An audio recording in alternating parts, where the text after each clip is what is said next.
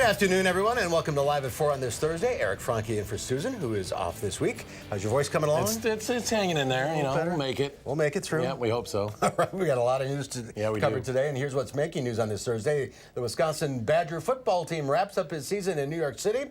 We'll go to Yankee Stadium, where our Melissa Kim is standing by at the Pinstripe Bowl. Yeah, just about ready for kickoff. President Trump returns from his surprise Iraq visit to work on the government shutdown. And Wisconsin bankers are not so sold on hemp farming. Rose Schmidt explains why. Let's take a look outside. What a dreary day. A lot of rain out there. Did it ever get bright out? No, I don't think so. It was a lot of rain in some areas. Like an inch or so. Let's take a look outside. Oh, here's a bald eagle in a field.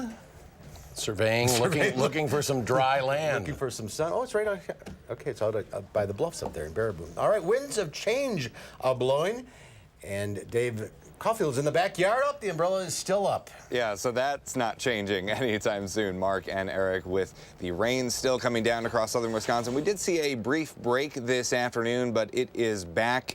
I think the heaviest showers have passed us, but over the next few hours, I think we will still need that umbrella. Snow to the north of us, but across southern Wisconsin, we've been dealing with rain, heavy at times throughout the day. Wouldn't surprise me to hear a couple of rumbles of thunder either as a warm front gets closer. Here's a live look in Platteville at some rainy skies, some cloudy skies as well on our Queen Bee Radio Skycam. Visibility is a little bit low across much of southern Wisconsin, so areas of fog are also possible tonight, but those temperatures are still increasing despite all the rain, all the clouds, and all the wind that we've been experiencing. Up to 45 in Madison, close to 50 in Janesville, and 46 in Platteville. Helped, those temperatures are by the blustery conditions. Southeast wind at about 15 to 25 miles per hour, gusting in the 20s at times today. So live look in Madison. Visibility has actually improved a little bit, but still a little bit foggy. Temperatures will be going up a bit in the mid to upper 40s with some additional rain showers possible.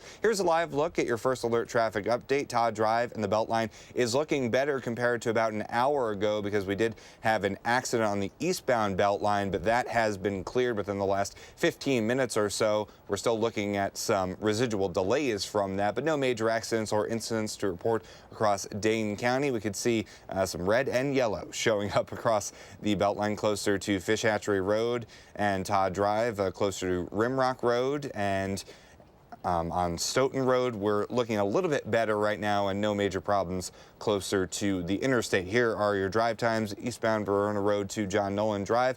On the Beltline, that's a little bit slow, 10 minutes, average speed of around 25 miles per hour. Some other routes in and around Madison, Middleton to Sauk City, westbound on Highway 12. That's looking good, 17 minutes with an average speed of around 55 miles per hour. And that is your first alert traffic update. Thanks, Dave. First of four, the Pinstripe Bowl featuring the University of Wisconsin and the University of Miami kicks off in a few minutes. Yeah, just about ready to go. And being held at Yankee Stadium in the Bronx, and that's where you find our Melissa Kim standing by with the latest on this big game. Hi, Melissa. Yeah, hey there, guys. I mean, this is quite the venue here. You have one of the most iconic baseball stadiums in the country. We're here at Yankee Stadium. You see the team warming up behind me here. It's a little chilly, I'm not going to lie, but probably nothing compared to Wisconsin weather right now. But, you know, this is a rematch of the two teams last year, but it's going to be a little different. You know, Jack Cohn starting at quarterback here against the Hurricanes in the Pinstripe Bowl. So definitely no Alex Hornibrook. I did see him a little bit earlier walking around in street clothes, so he definitely will not be playing at all today, guys. And a lot of Badger fans making the trek to the Big Apple? Yeah, there's been a good number of Badger fans. We actually saw them around the city earlier today and also yesterday when we got here. Haven't seen that many Miami fans, so I'm not going to lie. I feel like this weather might be a little too cold for them. They did have that Miami home field advantage last year in the Orange Bowl, so 40 is probably not their ideal temperature for Hurricanes fans. How do they fit that football field in that baseball stadium? Melissa, is it like home plate is one end zone and how does it work?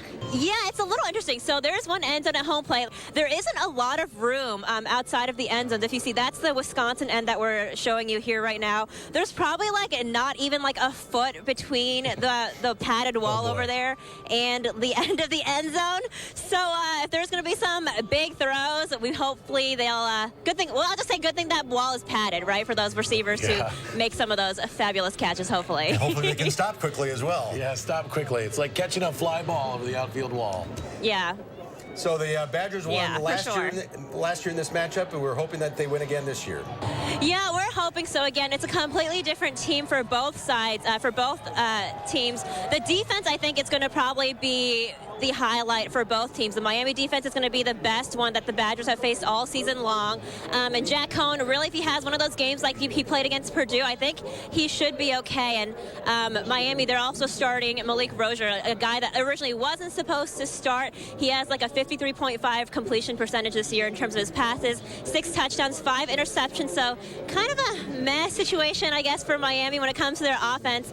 But the defense definitely going to be the highlight for both teams here today. All right. Yeah, different teams and different weather. Absolutely. Than we had last year at the Orange Bowl, no doubt. All right, Yeah, for sure. Kickoff in a few minutes. We'll look for highlights later on. Melissa Kim live in New York. Thank you.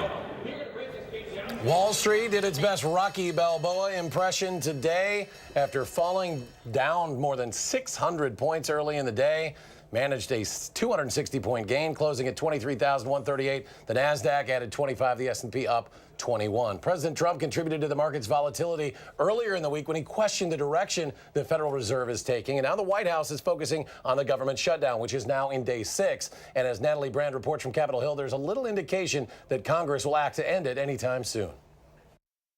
The Senate is in session after its holiday recess, but most lawmakers have not returned to Washington.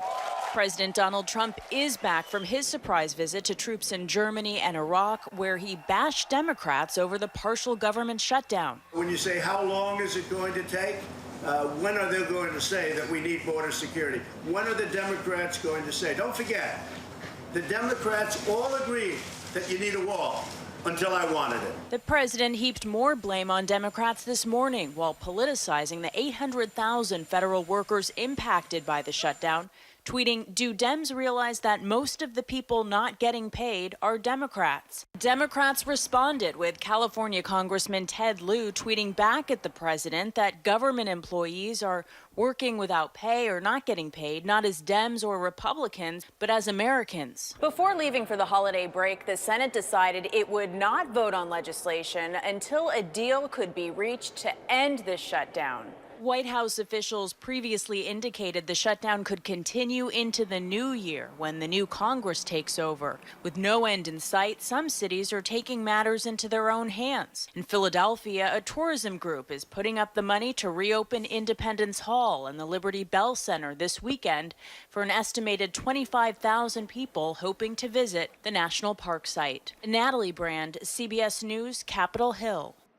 Yesterday, the president told reporters he plans to visit the border next month before delivering the annual State of the Union address. A desperate manhunt is underway in north central California for a man who killed a police officer at a traffic stop on the day after Christmas. Investigators say they have identified the suspect but have not released a name nor photo. He's seen in surveillance video shortly before Newman Police Corporal Ranil Singh was shot. Singh, a 33-year-old native of Fuji who joined the force 7 years ago, was shot multiple times.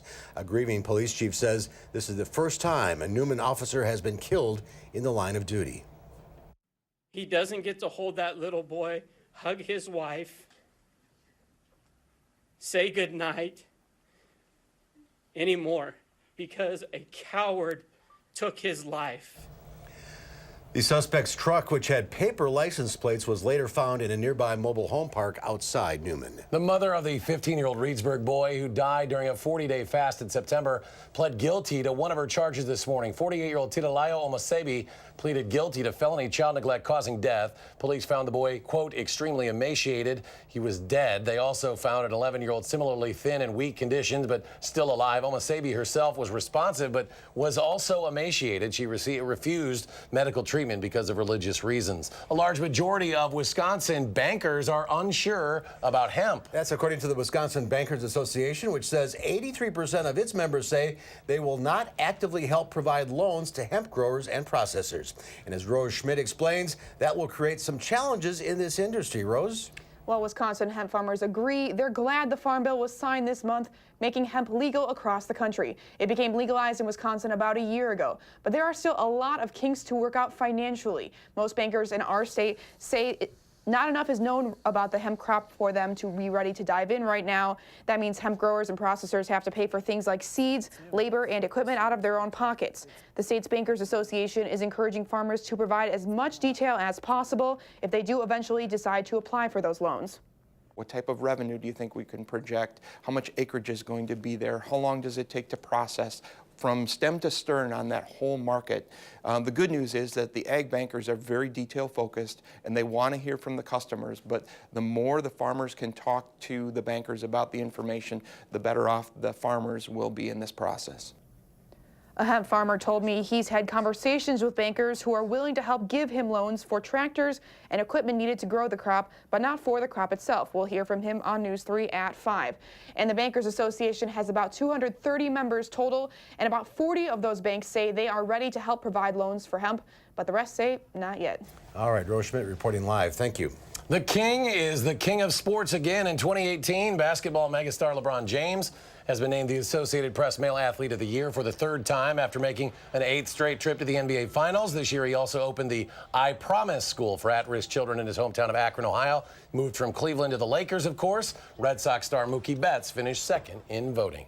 Well, 2018 is winding down, and they're getting ready to ring in the new year in Times Square. We'll check in on the preparations for the Big Apple's New Year's Eve celebration when Live at 4 continues.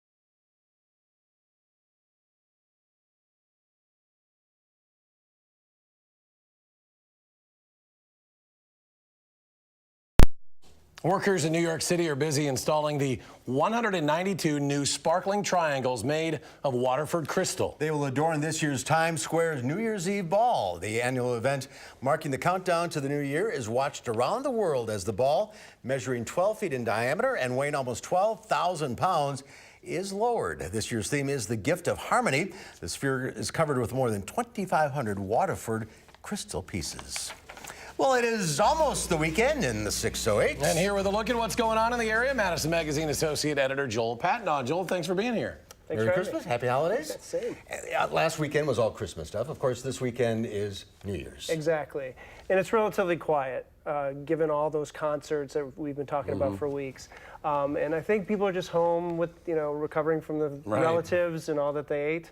But New Year's is Monday night, and then there's a lot going on. Plenty going on. So. Well, and even before that, let's say you just want to get into the celebratory mood. I would suggest Friday night at the North Street Cabaret. Ted Nefko and the Thunder Airs.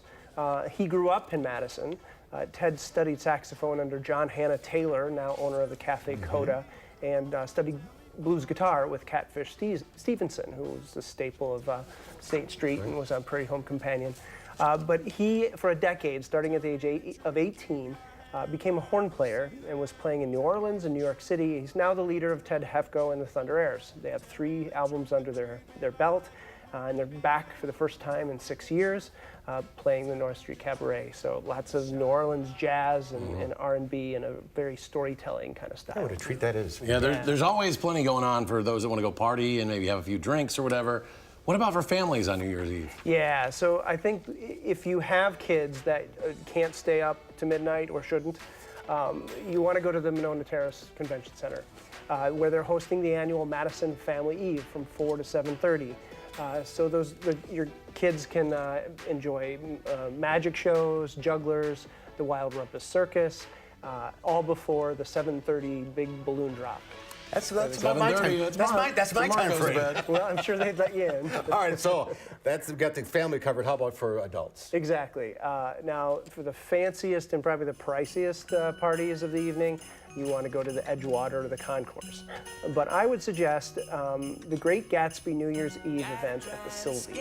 Now, the Sylvie is the music venue that opened earlier this year, and attendees to it, this 1920s theme party, are encouraged to dress the part. There will be vintage cocktails, hors d'oeuvres, performances by the Four Seasons Theater Troupe, and playing swinging jazz classics and some more modern stuff, Darren Sterud and the Madison Hot 8. And you could check out the new Sylvie, the new venue. Yeah. If you haven't yet, you really should. Now, there's another New Year's destination, maybe with a bit of a musical flavor, right? Yeah, I would say Winterfest at Robinia Courtyard on East Washington. Really sounds like the place to be. They will have 3 bands set up, and they'll be playing all night. Latin jazz, everybody from Grupo Balanca and Golpe Tierra to the John Christensen Jazz Trio. 5 DJs will also be spinning discs, taking turns doing that. And the price, a little lower, more affordable, includes music, champagne toast at midnight, an oyster bar, and for those who can make it to the morning, French fry bar. Really? Wow. Yeah. Well, that's 5 a.m. I'll pick it up on the other side. Oh my goodness. Go to bed, come back for breakfast. Lots going on. Thank you, Joel. Happy New Year. Happy New Year. And get this month's Madison Magazine for all the best of the Madison area. So you didn't like that sweater from Aunt Joyce? Well, 'tis the season of returning gifts. Are you planning on returning a gift you got over the holidays? I'm Hillary Lane with tips to make sure the process is hassle-free.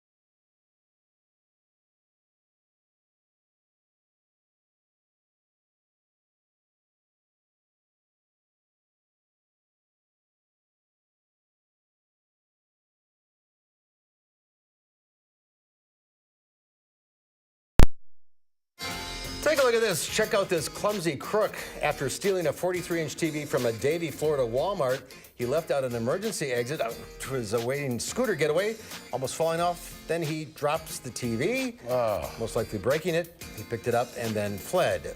Did we mention this happened in Florida?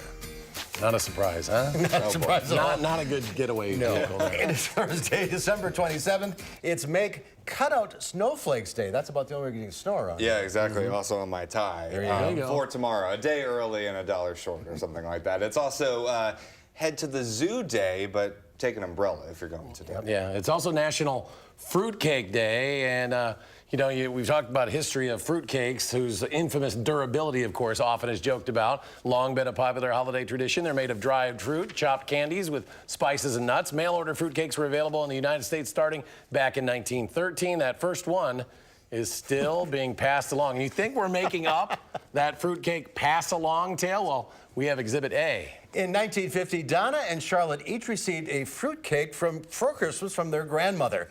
Little did they know that 68 years later, one of those cakes would be the gift that keeps giving. For reasons known only to her at the time, Charlotte decided to keep her cake.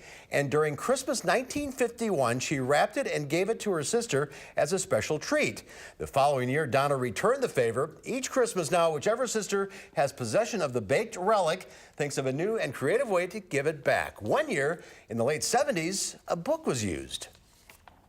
My husband hollowed out carefully each page with a straight edge razor, and the cake just fit nice in there. When I opened it and he had cut this hole in here, I was kind of mad. She was looking forward to reading the book. Charlotte is now 90, Donna 85, and they say after they die, they are hoping their kids or grandkids take over the family tradition and keep mailing the fruitcake back and forth. And what happens to a fruitcake after nearly 70 years? They say it's as hard as a rock. Isn't that the way it is when you get it the first time?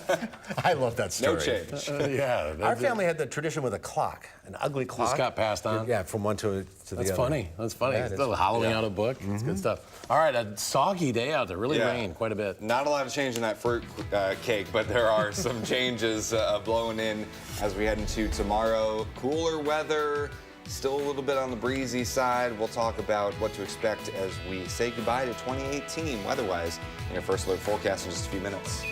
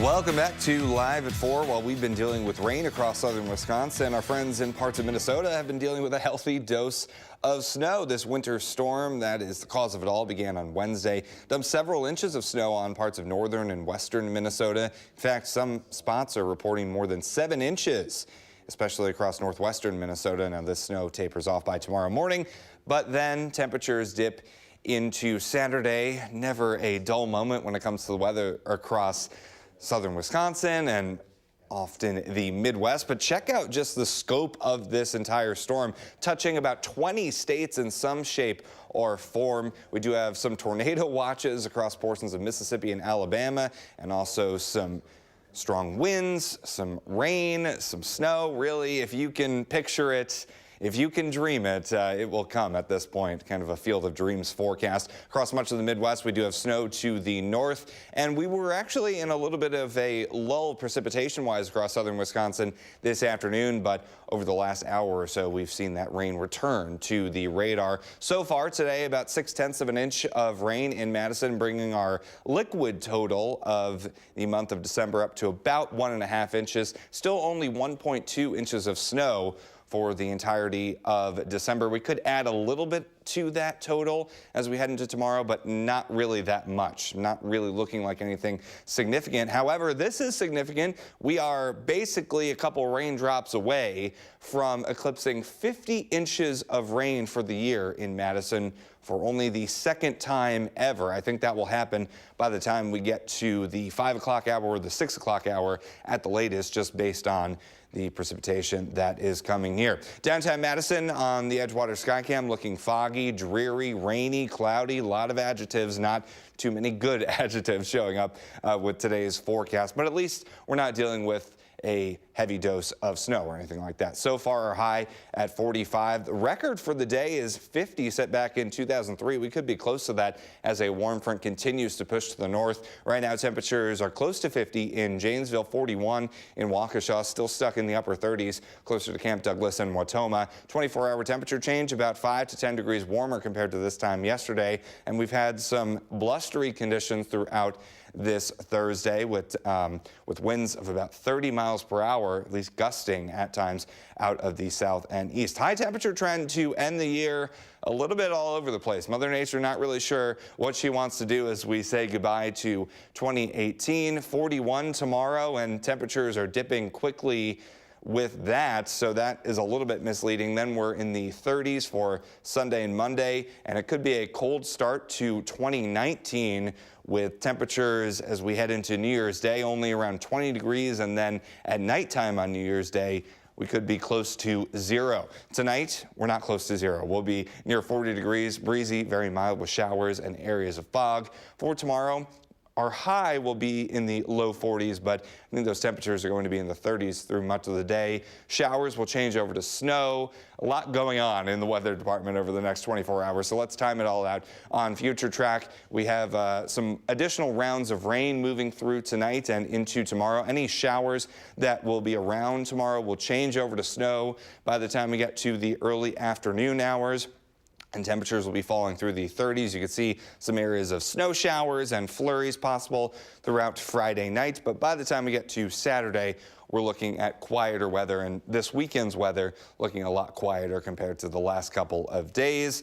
Our snow potential really not looking at a whole lot, about 1/2 inch to 1 inch of snow at the maximum showing up as far as the snowfall totals are concerned. 7 to 10 day forecast looking at temperatures in the 20s, 30s, 40s, a lot going on over the next couple of days, but I do think that we will be in for kind of a cold start to 2019, then some additional chances for snow as we head into the first week of the new year. Look at that, two lonely degrees, and 2 can be as bad as 1, as we all know. As we start the first night of the new year, Mother Nature, kind of a cold reception on the way to us. Cold start to 2019. Yeah, hey, you know who else doesn't like cold is the Miami Hurricanes. That's true. They're 3 minutes into that game. It's already 14-0 Wisconsin. Woo! It's like Go Badgers. Miami loves New York. Yeah, I think they'd rather be playing in Miami. Yeah, they'd rather be somewhere else. Thanks, Dave. 'Tis the season to return holiday gifts. Hillary Lane has tips to make sure the process is stress-free. On Christmas morning, Steve Wardman surprised his wife Patty with a pair of boots she wanted, but it wasn't the perfect fit. My Ugg boots are too little. The Wardmans say they're planning to return the boots next week. Are you sad that they have to go back? I am. I bought her size, but they just don't fit. If you want to return gifts you received this year, experts say the key is to know the company's return policy. Return policies can really differ. Some stores make it really easy and some stores make it kind of hard. Donna Rosado, senior editor at Consumer Reports, says many stores have extended their return period to give you more time to bring back your holiday gifts. Stores with the most lenient policies include Nordstrom, LL Bean, Zappos, and Kohl's. Nordstrom has a very generous policy. In fact, they don't even have a return policy. They say they take it on a case-by-case basis, but it's an unlimited return window, meaning anytime you buy it, it can be returned. And they don't require a receipt. But many retailers will only let you return a gift until the first or second week of January. And other companies won't take back an item if it was on sale. The stores that have the toughest return policies make it really hard to return it in a timely way. When it comes to online retailers, items shipped by Amazon between November 1st and December 31st can be returned until January 31st. If you're returning to a brick and mortar store, Rosado says make sure you bring the gift receipt if you were given one. If not, expect a store credit or a refund for the lowest sale price. Make sure to keep the item in its original packaging, and if it's clothing, keep the tags on. In New York, Hillary Lane for WISC News 3. And if you're returning an item from an online retailer like Amazon, some items may be eligible for free return shipping. Best to check. All right, when we come back, it was a tumultuous year in the entertainment industry. Many famous faces fell from grace. We'll look back at the top entertainment stories of 2018 when we come back.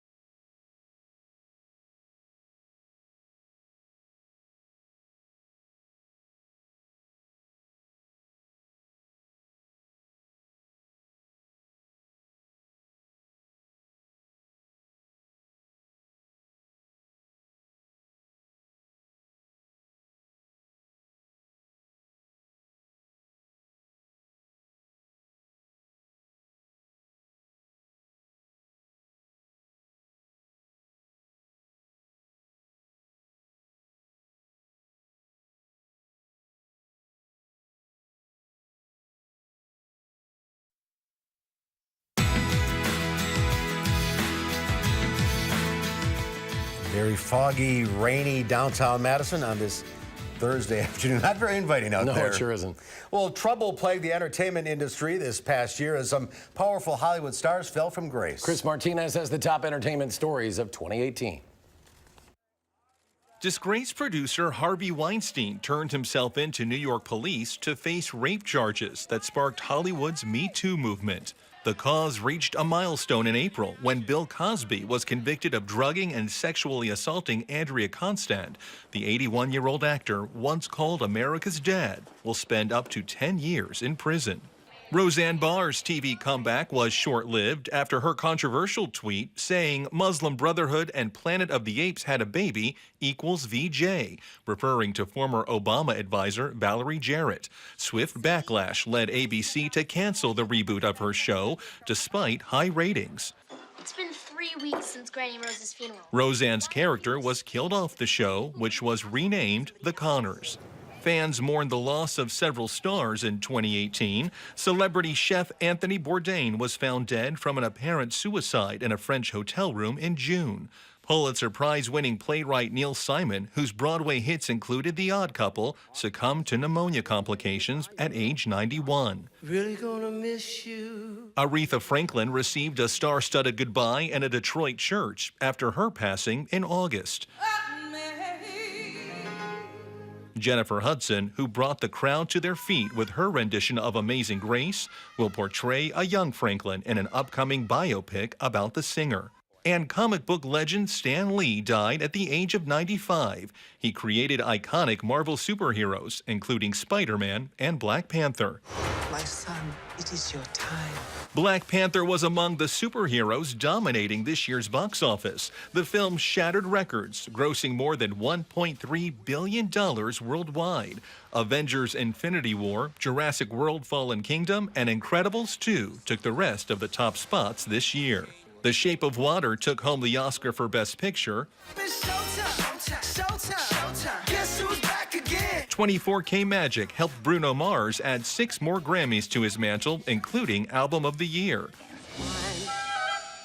Amazon's The Marvelous Mrs. Maisel was picked up for a 3rd season before the 2nd season even aired, thanks to multiple Emmy wins, including Best Comedy.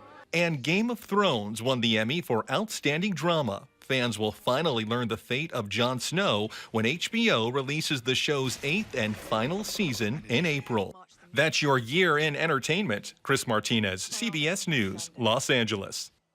And tomorrow we'll look back at the people we lost this past year. And this is the time of year when people like to help each other out. Up next, Charlotte DeLeste has the story of an entire community lending a hand by doing something good. That's when Live at 4 continues.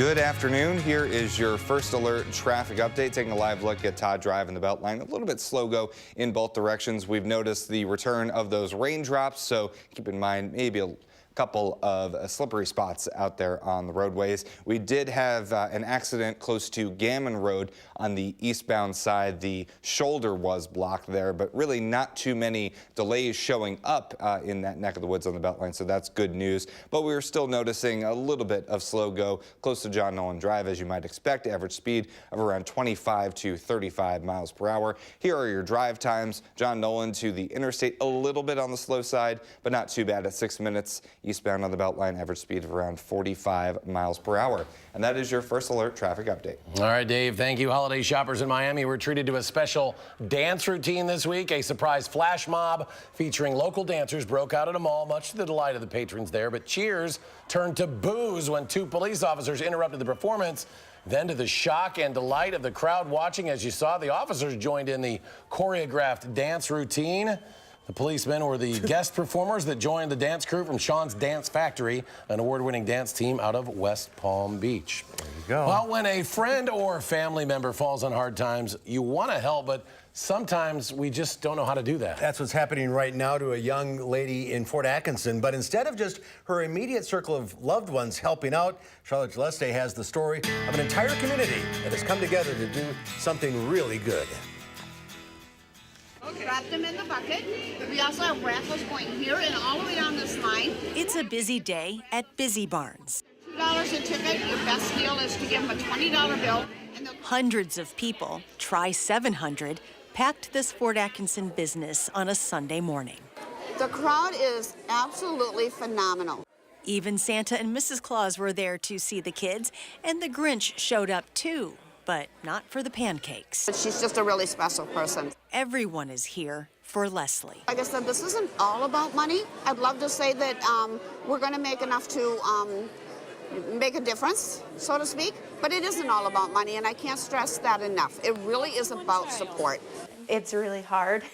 I like to help people in a pinch, or being the one that's just offering help, and it's hard to take it. Leslie found out this summer she has brain cancer. They call it the AA, but it's angioplasty astrocytoma, something to that effect. It's rare and it's aggressive. They've wanted to know if I want to know the years, and I said no. I don't think anyone wants it to know, like there's a timer, but I don't know. The 33-year-old is choosing to stay positive through it all for one reason. And I don't want my daughter to see me, negative. I don't want her to be negative about it. This is Rylan. She's 7 and the love of Leslie's life. She knows that I have cancer, and I've told her that I've got to take medicine that might make me sick, and that I might lose some hair, and I have to go to the doctor every day, but I'll be coming home every night. And that's basically because I don't want to give her too much of the what ifs. So life for the single mom in Rylan goes on as normal as possible. And that means the Christmas tree is up and they spend time playing with Rylan's babies. This one's name is Charlotte. Rylan has been blessed with the gift of gab and giggles, and she's quick to share her love of Disney World, where she'd like to go back with her mom someday. Leslie, are you mad at all? I was. Sometimes, but I think I I pray every day that I get to see Rylan grow up and have kids, but no one's guaranteed that, so I don't think that there's a right to be mad because of that. But I wouldn't wish it on anybody, so I don't think it's fair to be mad about it. It's just, it is what it is, so. Through all this, Leslie's perspective on life has become more clear. She's learned of all the friends, family, and complete strangers who care about her, the importance of slowing down and showing gratitude before it's too late. Very thankful, and I always feel like I have been, but I'm more so now, or making sure that people who are important to me know that they're important versus just assuming that they know. She's especially grateful for special moments like this. Sometimes in the morning I go in her bed and then we snuggle. Mostly it's too late. But on this morning, Leslie is given the best medicine possible. Unwavering support from a very busy barn filled with people who proudly call themselves Team Leslie. I want her to see how many people love her, respect her, and find her to be just an amazing woman and mother. A team determined to support Leslie every step of the way so she can see the dream in her heart come true. I would want to live to be a grandma. What a remarkable story. The way that community came together. All together for 33 years old. We're pulling for her. Yep. And if you know of someone, a business or organization doing something good, please let Charlotte know. Send a nomination to channel3000.com. Do something good. And we'll be right back. Stay with us.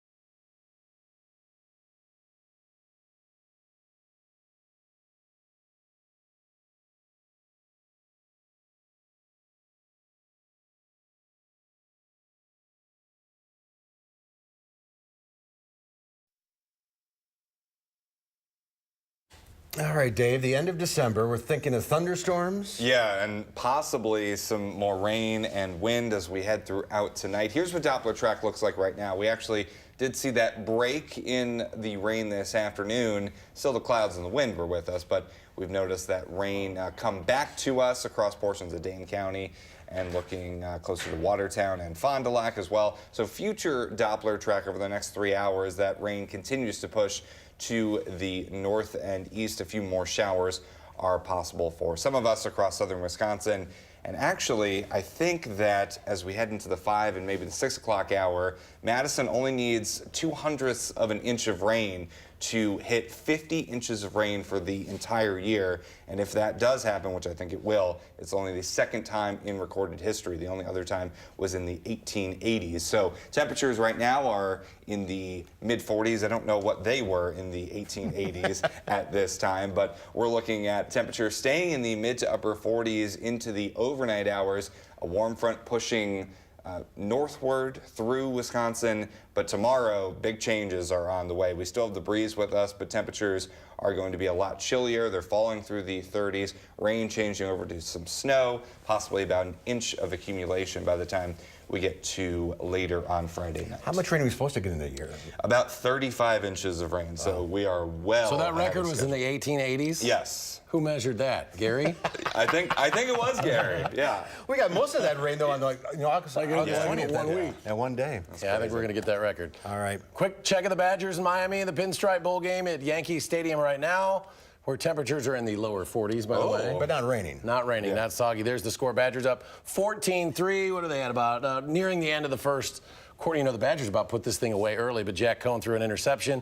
But he does also have a touchdown pass. Jonathan Taylor with a touchdown run as well. Badgers off to a good start. Of course, Jay will have updates. Melissa Kim at the game will have updates on how this thing turns out on our newscast throughout the day. All right, and tomorrow here on Live at 4, Michael Bruno goes backstage for the Holiday Classic Guys on Ice at the Barrymore Theater. And Lola and Louie, they are so glad Dad's back from his vacation, and they'll have the best animal stories of the week tomorrow in the Lowdown.